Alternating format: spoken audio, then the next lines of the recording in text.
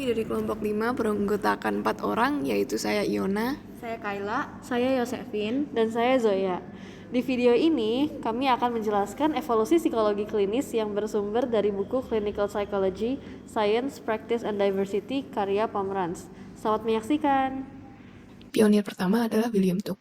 Awalnya William Tuck mendengar kondisi menyedihkan mengenai tempat orang-orang yang sakit mental di kampung halamannya, Inggris. Ia terkejut dengan apa yang ia lihat saat mengunjungi rumah sakit jiwa untuk melihat secara langsung. Dari situ, ia pun menghabiskan sebagian besar hidupnya untuk memperbaiki kondisi tersebut. Ia mulai mengumpulkan dana untuk membuka York Retreat. York Retreat dibangun sebagai pusat perawatan untuk orang sakit mental untuk dirawat dengan kebaikan, martabat, dan kesopanan. Pasien menerima makanan yang baik, olahraga teratur, dan interaksi ramah dengan staf. York Retreat menjadi contoh perlakuan manusiawi. Segera setelah itu, institusi serupa lainnya dibuka di seluruh Eropa dan Amerika Serikat. Bahkan setelah kematiannya, anggota keluarga William tetap terus terlibat untuk meningkatkan pengobatan individu yang sakit mental di York Retreat. Berikutnya adalah Philip Pinel. Pinel ini merupakan seorang pembebas atau yang bisa juga dikenal sebagai liberator. Mirip seperti Tuke, ia membebaskan orang-orang yang mempunyai penyakit mental yang dimasukkan ke dalam penjara di Prancis. Ia berusaha dengan sangat keras untuk meyakinkan orang-orang berkuasa di Prancis bahwa para narapidana yang mempunyai penyakit mental ini bukan sedang dirasuki oleh setan, dan justru mereka pantas mendapatkan kasih sayang daripada perlakuan yang buruk seperti yang saat ini sedang dialami para narapidana. Pinel juga kemudian membangun sebuah institusi di mana pasien akan diperlakukan dengan baik, diberi makanan sehat, dan diberi perawatan yang baik. Selanjutnya, pionir ketiga bernama Ellie Todd. Todd merupakan seorang dokter di Connecticut pada tahun 1800. Pada masa itu, rumah sakit yang menangani penyakit mental sangat sedikit. Penyakit mental diyakini sebagai sesuatu yang perlu disembunyikan karena dianggap aib dan memalukan. Todd mulai ikut menyebarkan kata begitu mengetahui kerja keras Pinel di Prancis. Berkat bantuan dari para teman kuliahnya di US, Todd berhasil mendapat modal untuk membuka The Retreat di Hartford, Connecticut pada tahun 1824. Pada pionir keempat terdapat Dorothy Dix. Dorothy Dix pada tahun 1841 bekerja sebagai guru sekolah minggu di sebuah penjara di Boston, di mana dia melihat secara langsung bahwa banyak narapidana yang ada di sana itu berlatar belakangi sebagai akibat dari penyakit mental atau keterbelakangan daripada kejahatan.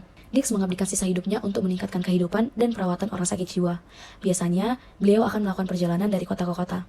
Dia mengumpulkan data tentang penyembuhan terhadap orang sakit jiwa, lalu menyajikan datanya kepada para pemimpin masyarakat setempat dan membujuk mereka untuk memperlakukan orang sakit jiwa dengan lebih manusiawi dan memadai. Upayanya tersebut menghasilkan pendirian lebih dari 30 lembaga negara untuk orang sakit jiwa di seluruh Amerika Serikat, dan bahkan lebih banyak lagi di Eropa dan Asia. Tokoh Tuck, Pinel, Todd, dan Dix tidak menciptakan psikologi klinis, namun upaya mereka mewakili gerakan yang lazim di sebagian besar dunia barat pada tahun 1700-an dan 1800-an yang mempromosikan pesan mendasar bahwa orang-orang dengan penyakit mental berhak mendapatkan rasa hormat, pengertian, dan bantuan daripada penghinaan, ketakutan, dan hukuman. Selain keempat pionir awal, ada satu tokoh lagi yang turut berperan penting dalam sejarah berdirinya psikologi klinis.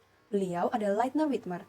Whitmer lahir di Philadelphia dan mendapat gelar S1 Bisnis di University of Pennsylvania. Whitmer juga mendapat gelar doktoral psikologi pada tahun 1892 di Jerman, diajar oleh Wilhelm Wundt yang diyakini sebagai pelopor psikologi. Pada masa itu, psikologi hanya sebuah disiplin ilmu, sehingga hanya bisa dipelajari, tidak bisa dipraktekkan. Masuk ke bagian assessment, bagian ini dimulai dengan diagnostic issues. Jadi salah satu isu utama psikologi klinis sejak Whitmer mendefinisikan bidang ini adalah mengkategorikan penyakit mental. Perdebatan ini bahkan sudah ada jauh sebelum Whitmer masuk. Jadi sistem pelabelan untuk penyakit mental pertama dimulai di Eropa pada tahun 1800-an, di mana penyakit mental ditempatkan dalam salah satu dari dua kategori yang sangat luas, yaitu neurosis, di mana itu adalah gejala kejiwaan yang contohnya seperti saat ini kita ketahui sebagai kecemasan dan depresi.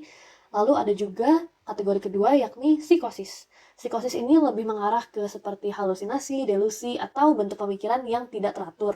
Kemudian ada Emil Kraepelin yang juga dikenal sebagai bapak psikiatri deskriptif.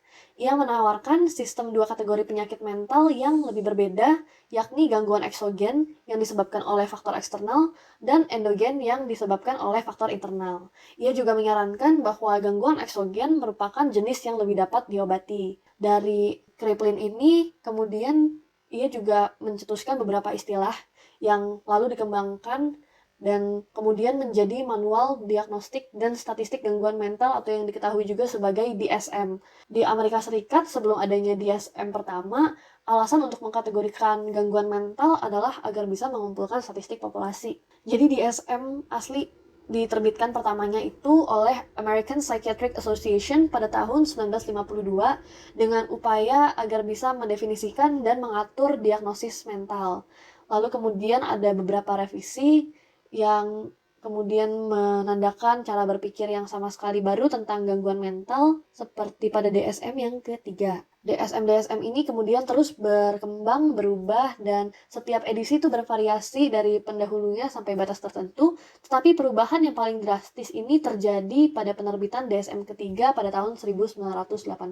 Selain diagnostik, terdapat juga assessment intelligency. Intelligency itu sendiri diperdebatkan oleh para psikolog klinis seperti Edward Lee Thorndike yang mendukung pandangan bahwa setiap individu memiliki intelijensi yang terpisah dan independen, hingga Charles Spearman yang mendukung adanya general intelligence yang sering disebut juga dengan G. Perkembangan dalam pengujian intelijensi berawal dari Alfred Binet yang membuat skala Binet-Simon pada tahun 1905. Tes ini menggunakan konsep G. Hal ini membuktikan adanya perbandingan antara mental age dan chronological age dalam pengukuran intelijensi. Perbandingan ini juga lebih sering disebut sebagai IQ atau Intelligence Quotient. Pada tahun 1937, tes Binet direvisi oleh Lewis Terman menjadi Stanford Binet Intelligence Scale. Lalu, pada tahun 1939, David Wechsler membuat tes intelijensi untuk orang dewasa, yaitu Wechsler-Bellevue Test. Tes ini direvisi beberapa kali, namanya pun berubah menjadi Wechsler Adult Intelligence Scale atau WAIS pada tahun 1955, hingga akhirnya pada tahun 2008 menjadi WAIS 4. Lalu, pada tahun 1949, Wechsler juga menciptakan tes intelijensi untuk anak-anak yang dikenal dengan Wechsler Intelligence Scale for Children atau WISH. WISH juga direvisi beberapa kali, hingga yang terbaru adalah Wechsler Preschool and Primary Scale of Intelligence. Selanjutnya, Assessment of Personality. Istilah tes mental pertama kali digunakan oleh James McCandle pada tahun 1890 dalam sebuah artikel yang berjudul Mental Tests and Measurements. Pada saat itu, istilah tersebut digunakan untuk merujuk pada tes kemampuan dasar seperti waktu reaksi, memori, dan sensasi atau persepsi. Namun, segera istilah ini mencakup berbagai tindakan yang lebih luas, termasuk tidak hanya tes kecerdasan yang dijelaskan di atas, tetapi juga tes karakteristik kepribadian. Pada tahun 1921, Hermann Rorschach, psikiater Swiss, merilis set 10 Inkblots yang didasarkan pada asumsi bahwa orang akan memproyeksikan kepribadian mereka ke rangsangan yang ambigu dan tidak jelas, seperti cara individu memandang dan memahami noda sesuai dengan cara mereka memandang dan memahami dunia di sekitar mereka. Metode tersebut meningkat dengan cepat dalam popularitas dan diikuti oleh sejumlah teknik proyektif lainnya.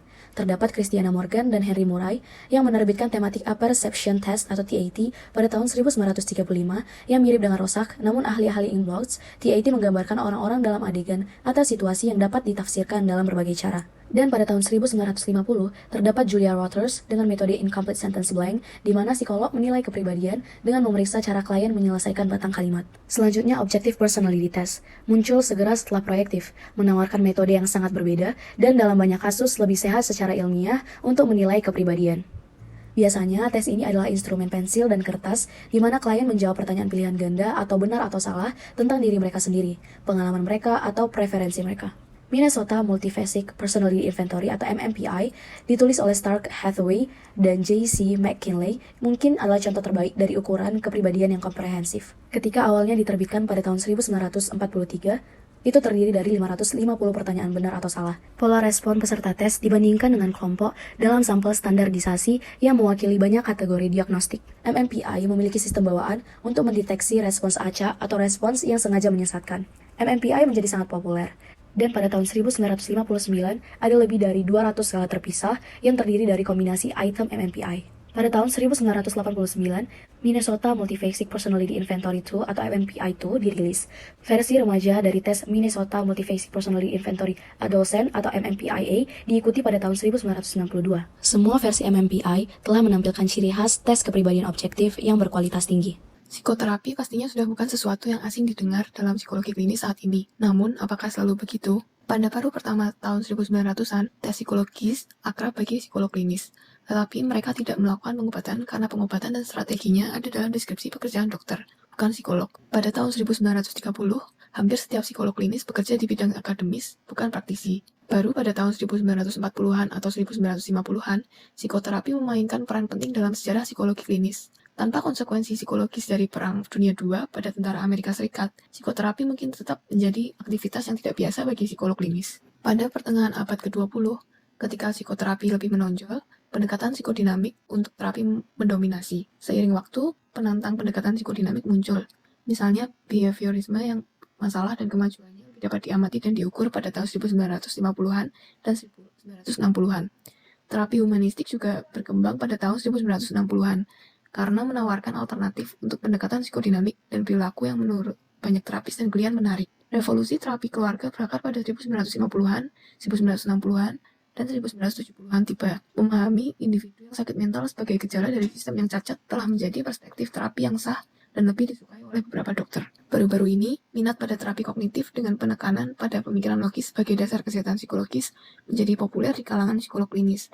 Terlepas dari munculnya terapi kognitif, fitur yang paling mencolok dari terapi saat ini adalah berbagai pendekatan terapi. Metode terapi telah berkembang sepanjang sejarah dengan setiap pendekatan terapi baru yang muncul dari konteks dan reaksi terhadap terapi sebelumnya. Sama seperti psikoterapi dan asesmen yang berkembang, profesi psikolog klinis pun berkembang. Pada tahun 1949, konferensi Boulder berlangsung. Terjadi kesepakatan antar direktur pelatihan dari seluruh negeri bahwa latihan dan penelitian adalah aspek penting pelatihan psikolog klinis PhD.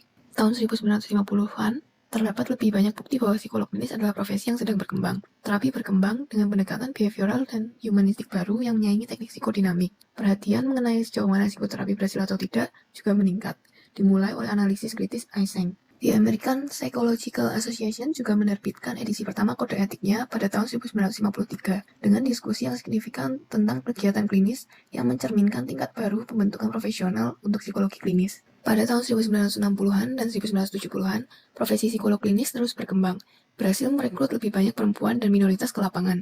Pendekatan klinis juga semakin beragam dan mengumpulkan banyak pengikut. Program PsyD pertama muncul, menawarkan pilihan pelatihan yang menekankan keterampilan klinis terapan daripada keahlian penelitian.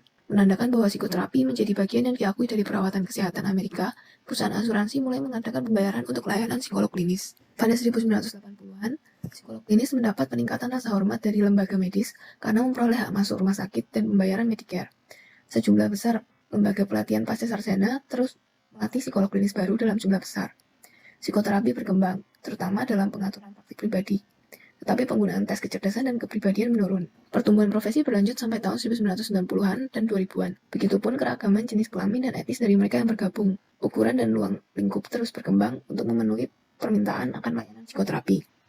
Saat ini, aspirasi psikologi klinis memiliki lebih banyak pilihan daripada sebelumnya, seperti PhD dengan keseimbangan sains dan klinis, program PhD yang condong ke sisi empiris dari sains atau klinis, dan program PsyD yang menekankan keterampilan klinis. Dapat pula banyak spesialisasi, termasuk psikologi forensik dan psikologi kesehatan. Dukungan empiris untuk teknik klinis, hak resep, dan teknologi baru adalah perkembangan profesional utama lainnya dalam beberapa tahun terakhir. Sekian penjelasan kami tentang evolusi psikologi klinis. Terima kasih sudah bersedia menonton dari awal hingga akhir. Sampai jumpa kembali.